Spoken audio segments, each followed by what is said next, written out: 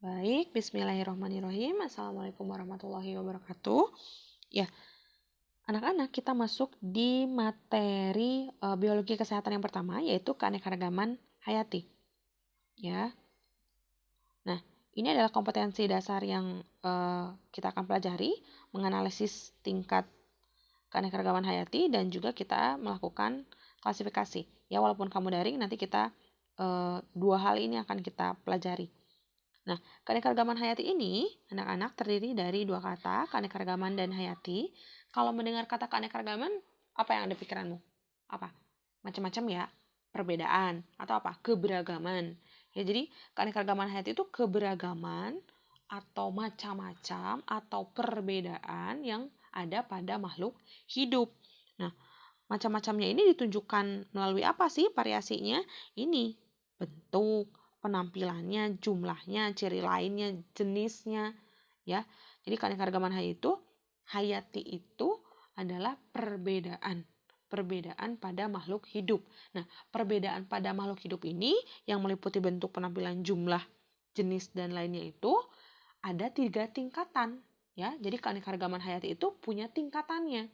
Kenapa kok ada tingkatan? Karena tadi ada perbedaan. Kenapa kok bisa beda-beda? Ya tadi ada macam-macam. Ya, jadi makhluk hidup itu ada macam-macam.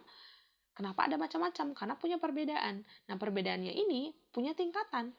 Tingkatannya ada 3. Ada gen, jenis, dan ekosistem. Kita lihat yang gen, tingkat gen. Nah, ini yang keanekaragaman gen, ya, namanya juga gen. Berarti kalau kita mendengar kata gen apa? Sifat yang diturunkan, keturunan, genetika, ya. Genetik itu tentang tingkat keanekaragaman gen. Nah, tingkat keanekaragaman gen ini individu yang sejenis. Berarti di keanekaragaman gen kita hanya membandingkan atau melihat perbedaan macam-macam bentuk, penampilan, dan segala macamnya itu dari individu sejenis. Jadi hanya satu jenis yang kita lihat, yang kita bandingkannya dari satu jenis sifat di satu jenis. Ya, misalkan di sini contohnya padi. Padi itu Oryza sativa. Ya, nama ilmiahnya Oryza sativa. Nah, ternyata padi ini Oryza sativa itu punya varietas yang beda-beda. Ada Rojolele, Sedani, Kapuas, IR, PB, ya. Ini untuk jenis-jenis atau varietas pada padi. Ya, jadi sekali lagi, tingkat keanekaragaman gen itu berdasarkan keturunan.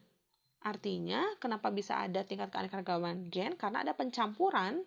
Pencampuran apa? Sifat genetik dari ayah dan ibu, dari betina dan jantan, sehingga memunculkan individu yang baru. Nah, tingkat keanekaragaman gen ini hanya pada satu spesies. Nah, ini contohnya, misalkan ini adalah bunga mawar, ya, Rosa sinensis. Bunga mawar ini kalau kamu lihat di gambar, ini ada yang warnanya merah, ada merah muda, ada warna putih.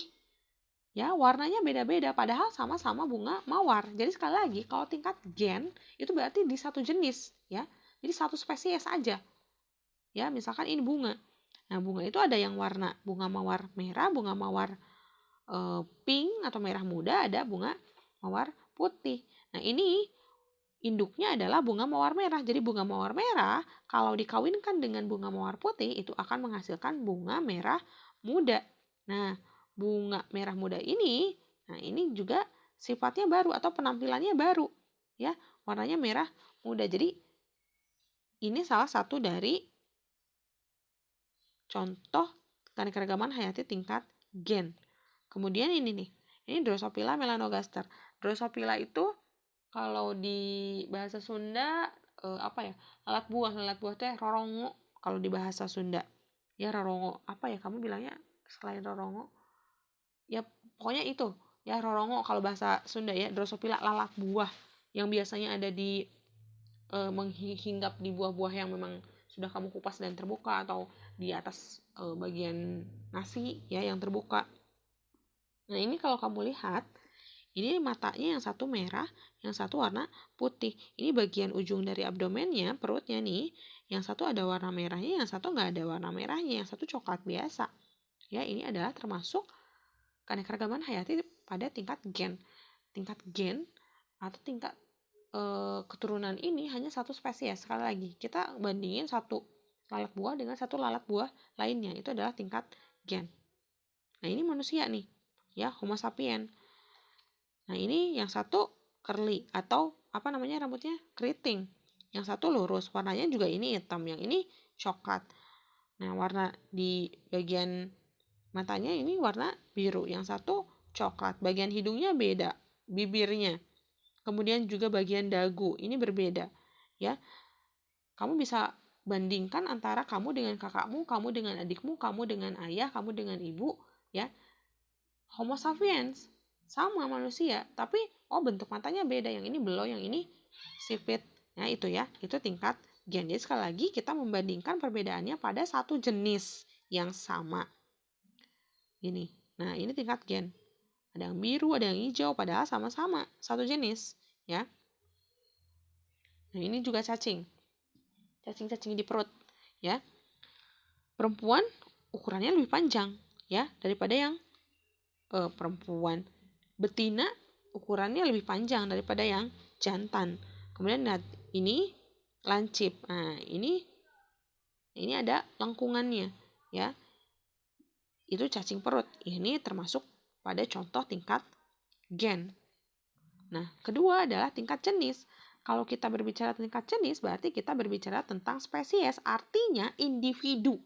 Individu yang berbeda. Kita akan membandingkan sifat dari satu individu dengan individu lainnya. Udah beda jenisnya. Misal, sapi sama kuda. Sama-sama mamalia, hewan menyusui, tapi yang satu sapi, yang satu kuda. Udah beda. Ya, ketika kita bandingkan, sudah berbeda. Nah, ini adalah keanekaragaman hayati tingkat jenis, ya. Nah, contoh lainnya misalkan kita bandingin pohon aren, pohon kelapa sama pohon pinang. Pohon pinang tuh bahasa Sundanya apa ya? Pohon jambe. Ya, pohon jambe. Kamu tahu pohon jambe? Pernah lihat pohon jambe, ya? Nah, yang satu Arenga pinnata, Cocos nucifera, Arenga catechu, ya. Ini adalah perbedaan tingkat jenis. Selain tadi sapi dengan kuda, kucing dengan kuda, misalnya itu sudah tingkat jenis, ya. Manusia Homo sapiens dengan kucing itu sudah tingkat jenis jelas.